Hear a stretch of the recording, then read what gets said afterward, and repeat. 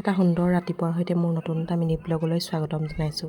আজি আমি আহি আছোঁ নাজিৰা পৰিয়াললৈ। বাটতে কিবা কিবি চাহৰ কাৰণে বজাৰ কৰি ল'লোঁ।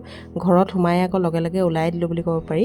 মানে আমি এফালে যাব লগা আছিলে, এয়া লগে লগে আকৌ কুকুৰটো ওলাইছে, দেখিছেনে? এয়া আমি আহি পালোহি আজি অংগনবাদী কেন্দ্ৰটোৰ ঘৰটোত।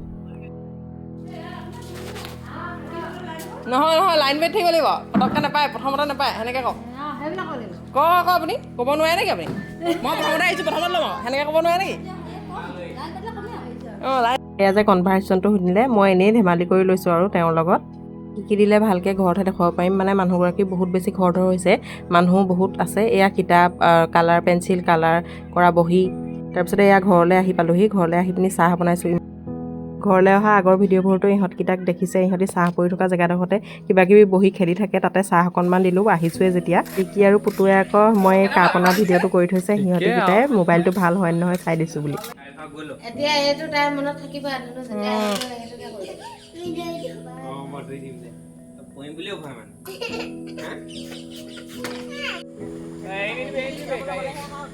অকণমান সময়ৰ কাৰণে আহিলেও সকলোবোৰকে এনেকৈ পদূলিমুখতে লগ পালোঁ। তেনেকৈ কথা বতৰা পাতি ভাল লাগে, নহয়নে বাৰু? নিধিৰ কাৰণে স্কুলৰ পৰা ইমান মৰম লগা বস্তু দিছে, দেখিছেনে বাৰু?